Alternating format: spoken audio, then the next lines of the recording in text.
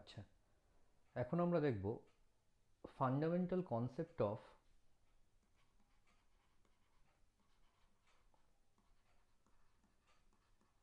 Fundamental concepts of reaction mechanism, বিক্রিয়ার ক্রিয়া কৌশল। বিক্রিয়ার ক্রিয়া কৌশল কত রকম, কি কি এফেক্ট দিয়ে হচ্ছে কি এখানে বোঝানো যায় সেগুলো আমরা দেখব। তো প্রথমে আমরা দেখব ইন্ডাকটিভ এফেক্ট। এখানে কতগুলো এফেক্ট আমরা দেখব, ইন্ডাকটিভ এফেক্ট। তারপরে দেখব আমরা electromeric effect, inductive effect, electromeric effect, inductive effect, electromeric effect. Third পয়েন্টটা আমরা দেখব হাইপার কনজুগেশন, হাইপার কনজুগেশন। ফোর্থে আমরা দেখব রেজোনেন্স, ফোর্থে দেখব resonance. Inductive effect, electromeric effect, hyperconjugation, resonance, and তারপরে দেখব আমরা মেসোমারিক এফেক্ট, মেসোমারিক এফেক্ট।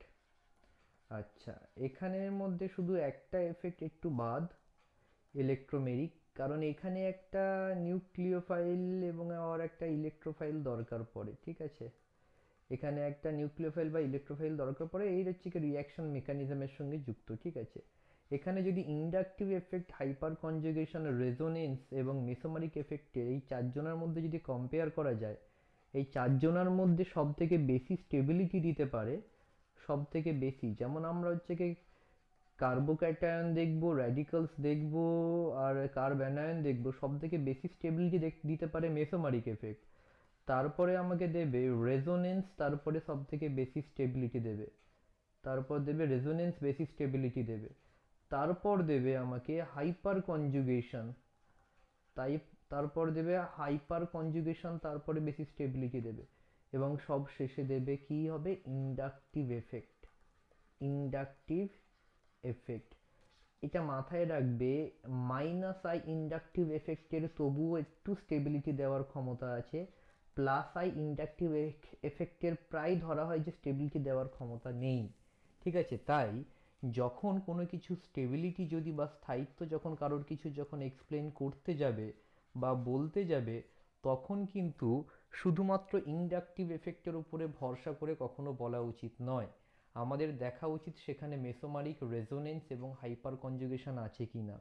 শুধুমাত্র ইন্ডাকটিভ এফেক্ট দেখে কখনো হচ্ছে কি বলা উচিত নয়। আবার সব কিছু বলে আবার ইন্ডাকটিভ এফেক্টেও বলবে না এমন নয়, কিন্তু যতগুলো স্টেবিলিটি একটা কোনো একটা কার্বোক্যাটায়ন বা অ্যানায়ন বা র্যাডিক্যালের, এই সবার হচ্ছে কি যত রকমের স্টেবিলিটি ফ্যাক্টরগুলো যত রকমের থাকতে পারে, সব সময় যদি পরীক্ষার সময় কোয়েশ্চেন করে সমস্ত কিছু মেনশন করা দরকার, ঠিক আছে। কোনো একটা কিছু মেনশন করলে কিন্তু হবে না কোনো দিনও, ঠিক আছে। তো এই গেল হচ্ছে কি এদের order, mesomeric effect, resonance, hyperconjugation, আর হচ্ছে এই ইন্ডাকটিভ এফেক্ট, ঠিক আছে। আচ্ছা, আজকে যেটা প্রথমে যেটা আমরা দেখব সেটা হলো ইন্ডাকটিভ এফেক্ট। আজকে প্রথমে যেটা আমরা দেখব সেটা হলো ইন্ডাকটিভ এফেক্ট। আচ্ছা, ইন্ডাকশন মানে কি হয়, ইন্ডাকশন মানে বোঝায় যে আবেশ। আবেশ মানে কি, আবেশের যদি একদম বাংলা যদি বলা যায়, যে আমরা বাচ্চাবেলায় পড়েছি এই একটা লোহার দণ্ড, এই লোহার দণ্ডের উপরে যদি হচ্ছে কি আমরা একটা চুম্বক যার নর্থ আর সাউথ আছে, সেটা নিয়ে যদি এপার থেকে এপারে ক্রমাগতভাবে যদি হচ্ছে কি নিয়ে যেতে থাকি, তাহলে কি হবে, লোহার দণ্ডটা সাময়িকভাবে কি হবে, চুম্বকে পরিণত হবে। এটাকে বলা হয় চুম্বকে আবেশ হচ্ছে, ঠিক আছে। তো একজনের প্রভাবের জন্য আরেকজন কোনো কিছু নিজেকে চেঞ্জ করছে, একজনের উপস্থিতিতে আরেকজন নিজেকে চেঞ্জ করছে, এই ঘটনাকে বলা হয় আবেশ, মানে ইনফ্লুয়েন্সড হচ্ছে কার দ্বারা, এটার দ্বারা। তো ইন্ডাকটিভ এফেক্টও সেটাই বোঝাচ্ছে আমাদের, ঠিক আছে। ইন্ডাকটিভ এফেক্টও আমাদের কি বোঝাচ্ছে, সেই জিনিসটাই বোঝাচ্ছে। যেমন যদি দেখি আমার কার্বন, হাইড্রোজেন, হাইড্রোজেন, হাইড্রোজেন, এই ইন্ডাকটিভ এফেক্ট জানার জন্য আমাদের সব থেকে ভালো জানতে হবে ইলেকট্রোনেগেটিভিটি। ইলেকট্রোনেগেটিভিটির কনসেপ্ট কিন্তু ক্লিয়ার না করলে আমরা ইন্ডাকটিভ এফেক্টের কিছু বুঝতে পারবো না।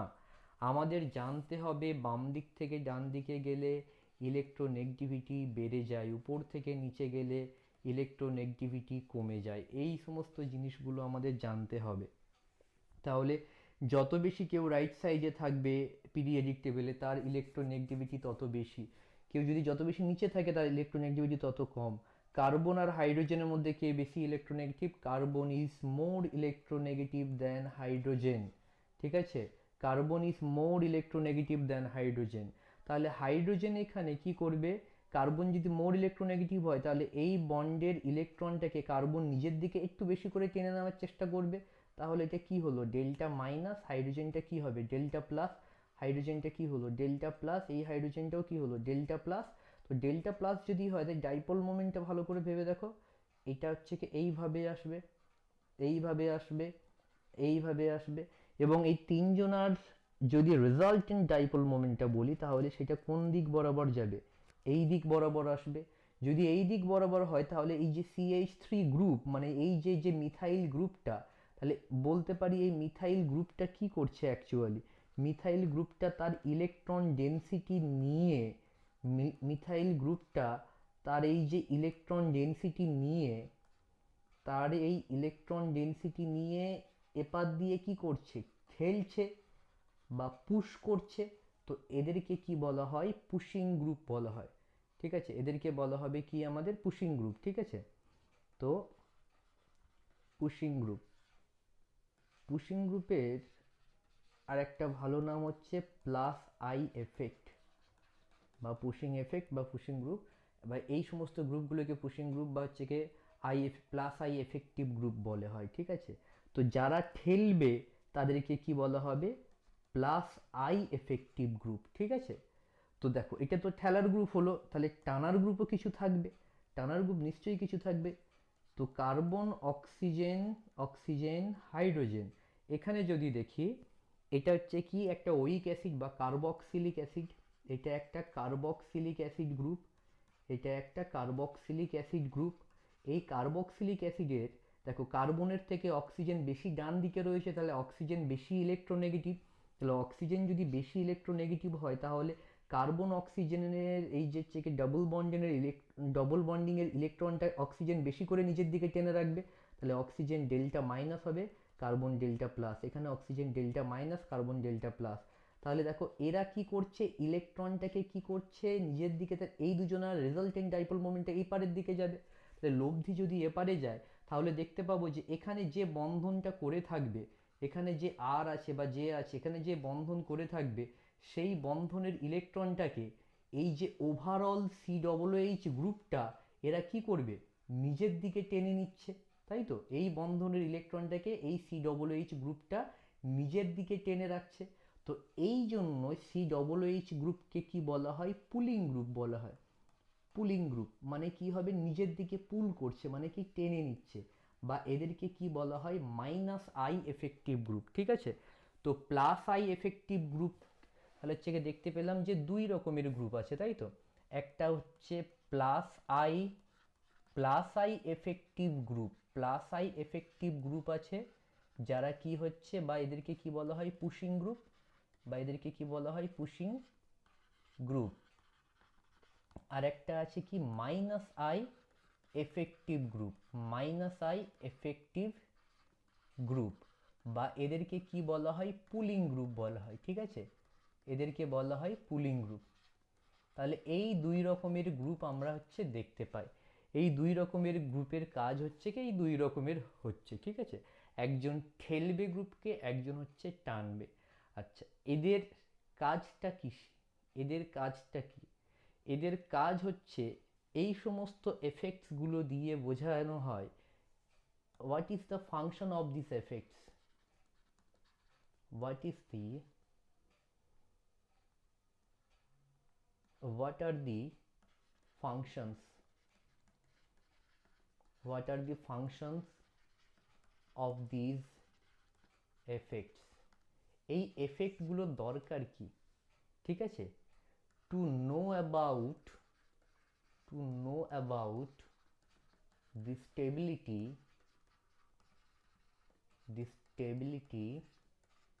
of the intermediate complex, the intermediate মানে একটা কোনো রিয়াকশানের মাঝখানে যে যে যৌগটা তৈরি হচ্ছে, ঠিক আছে, মধ্যবর্তী মধ্যবর্তী যৌগ, মধ্যবর্তী যৌগ, ঠিক আছে? ইন্টারমিডিয়েট মানে মধ্যবর্তী যৌগ, মানে কোনো একটা রিয়াকশনের মাঝখানে ধর হচ্ছে একটা যৌগ তৈরি হচ্ছে, সেই জিনিসটাকে হচ্ছে কি স্টেবিলিটি কে কে দিচ্ছে বা কেন কেন দিচ্ছে, কিভাবে দিচ্ছে, সেটার হচ্ছে কি এক্সপ্লেনেশন দেয় এই সমস্ত এফেক্টগুলো।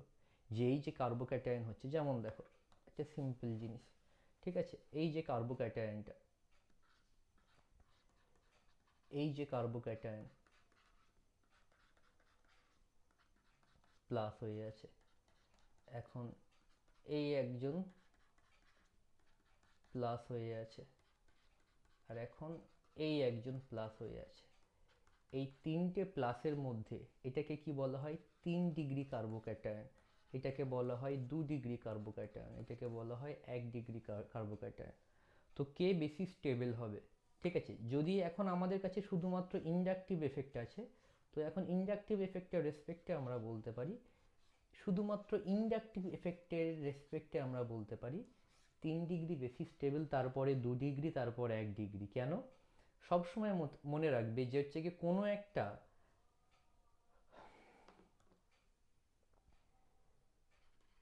if charge of an atom get a chance to be delocalized, then it get stability. delocalized মানে মানে ভালো করে ভেবে দেখো, যদি হচ্ছে কি চার্জেসটা এখানে হচ্ছে কি পুরো চার্জের ডেনসিটিটা কি হয়ে আছে, এখানে হয়ে আছে, এখানেই পুরো প্লাসটা হয়ে আছে, তো এখানে কি হবে, প্লাসের ডেনসিটিটা কি হবে, ঘনত্বটা বেশি হবে, ঠিক আছে? প্লাসের ডেনসিটিটা বেশি হবে। এই প্লাসের ডেনসিটি যত কম হবে তত ভালো হবে, কারণ প্লাসটা বা মাইনাসটা এগুলোকে একটা কি ধরা হয়, বোঝার মতো ধরা হয়। এই বোঝা যত হালকা হবে তত হচ্ছে কি কম, তত তারা স্টেবিলিটি হবে।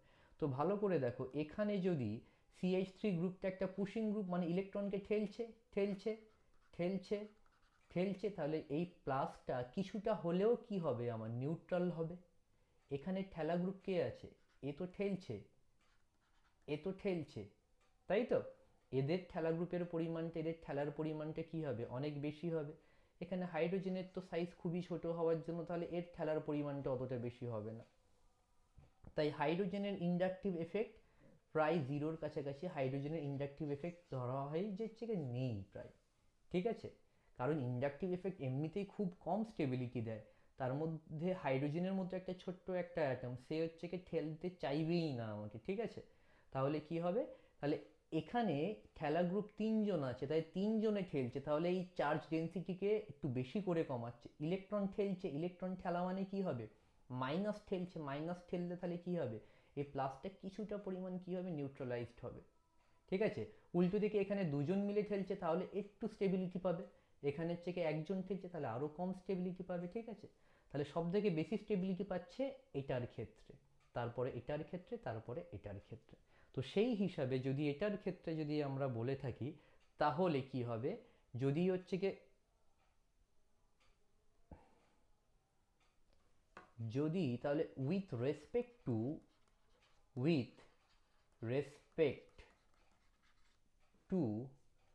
inductive effect with respect to inductive effect, the stability of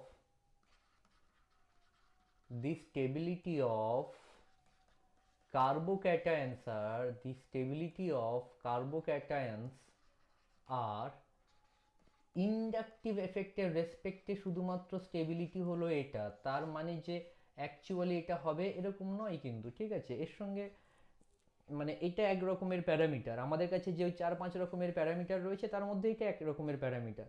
যে শুধুমাত্র ইন্ডাকটিভ এফেক্ট যদি আমি কনসিডার করি তাহলে কার্বোক্যাটায়নের স্টেবিলিটি হবে 3 ডিগ্রি, 2 ডিগ্রি, 1 ডিগ্রি।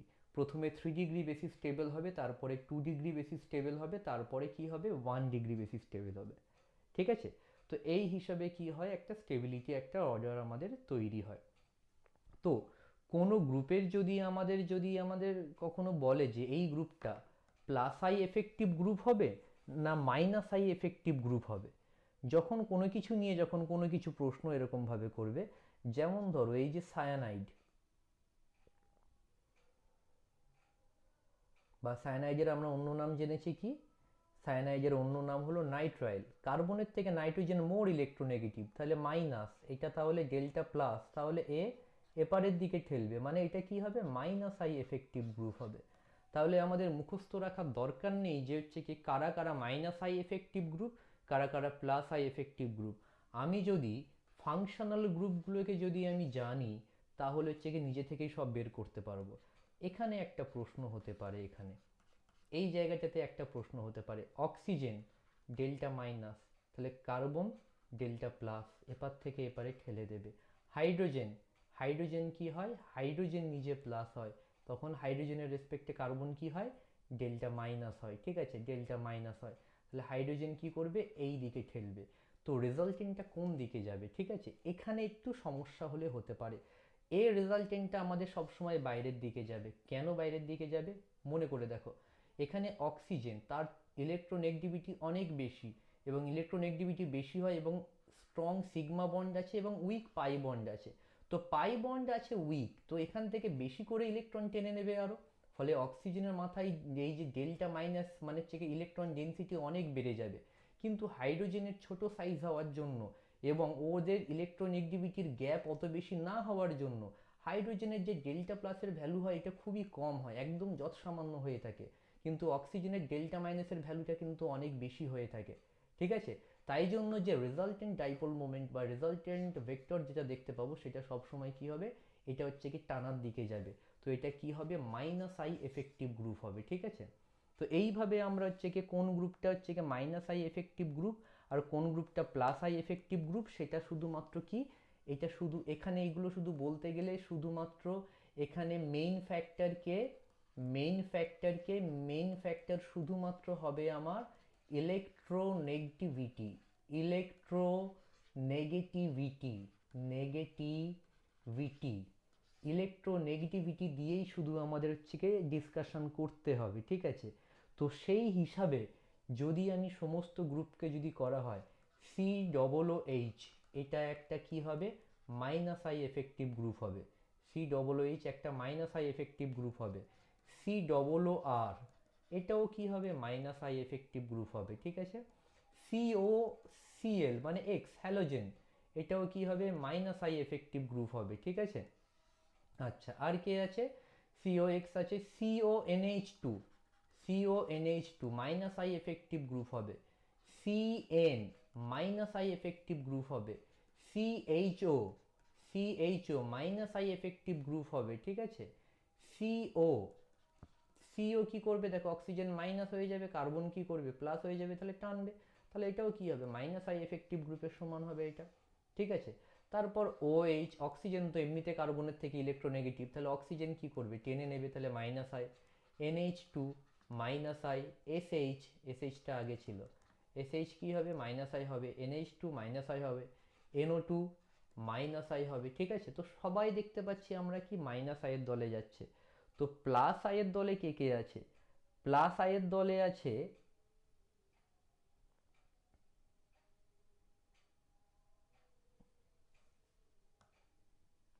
আচ্ছা, প্লাস আইয়ের দলে জিনিসটা একটু দেখলে একটু মাথা ঘুরে যাবে। সি ডবল ও মাইনাস হলো প্লাস আই এফেক্টিভ গ্রুপ,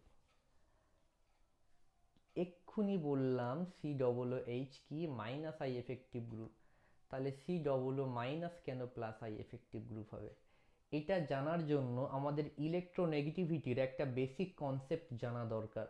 যেমন এটা যদি একটা অ্যাটম হয় এম, এম প্লাস আছে, ধরো এম আছে এবং এম মাইনাস আছে, এদের তিনজনের মধ্যে কে বেশি, সবাই একই অ্যাটম, একটা ক্যাটায়ন ফর্মে আছে একটা অ্যানায়ন ফর্মে আছে, তো তিনজনের মধ্যে কে বেশি হচ্ছে আমাদের ইলেকট্রোনেগেটিভ হবে।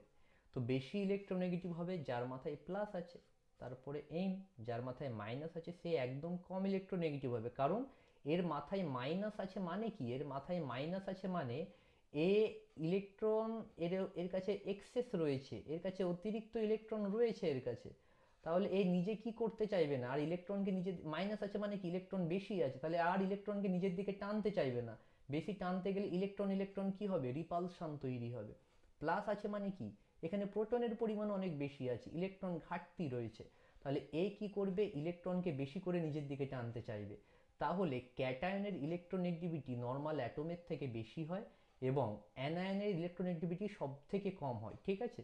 তো সেই হিসাবে যদি দেখি এখানে আমি সিও ও মাইনাস, এই মাইনাসটা যদি রেজোনেন্স করে, রেজোনেন্সের ফলে আমরা এরকম একটা স্ট্রাকচার পাই, রেজোনেন্সের ফলে আমরা এরকম একটা স্ট্রাকচার পাই, এবং এর রেজোনেটিং স্ট্রাকচার হলো এই জিনিসটা, এর রেজোনেটিং স্ট্রাকচার হলো মাইনাস হাফ মাইনাস হাফ। তো দেখো দুটো অক্সিজেনের মাথায় মাইনাস হাফটা কি হয়ে গেছে, ভাগ হয়ে গেছে, তাহলে কি করবে, এর তাহলে ইলেকট্রোনেগেটিভিটি কিন্তু আগে যার বেশি ছিল এখন এর ইলেকট্রোনেগেটিভিটি কিন্তু অনেক কমে গেছে, মাইনাস হয়ে আছে অলরেডি, ওই ইলেকট্রনটাকে নিজের দিকে টানতেই চাইবে না, তাহলে মাইনাসে মাইনাসে রিপালশন তৈরি হবে, তখন ওই ইলেকট্রনটাকে কি করবে, ঠেলে দেবে, ওই ইলেকট্রনটাকে ঠেলে দেবে, তাহলে আলটিমেট এটা কি হলো, পুশিং গ্রুপ হয়ে গেল। তো পুশিং গ্রুপ মানে কি হলো, এটা প্লাস আই এফেক্টিভ গ্রুপ। তাহলে সি ডবল ও এইচ, তাহলে ভালো করে মাথায় রাখো, সি ডবল ও এইচ কি হলো, মাইনাস আই এফেক্টিভ গ্রুপ হলো, কিন্তু সি ডবল ও মাইনাস হলো প্লাস আই এফেক্টিভ গ্রুপ, ঠিক আছে। ঠিক ওই একই কারণের জন্য, ঠিক ওই একই কারণের জন্য O H minus I effective group, কিন্তু O minus plus I effective group হবে, ঠিক আছে। আচ্ছা, এছাড়া যত রকমের হাইড্রোকার্বনস রয়েছে, নর্মালি হাইড্রোকার্বনসগুলো CH3 এগুলো এগুলো ওগুলো ওগুলো সব কি হবে, প্লাস আই এফেক্টিভ গ্রুপ হয়ে যাবে, ঠিক আছে। আচ্ছা, তো কেউ কি প্লাস আই এফেক্ট হবে কি না হবে সেটার জন্য আগে ছবি আঁকবে, ছবি এঁকে তারপরে হচ্ছে গিয়ে বলে দেবে যে হচ্ছে গিয়ে এটা কি করতে হবে বা কি হবে না হবে।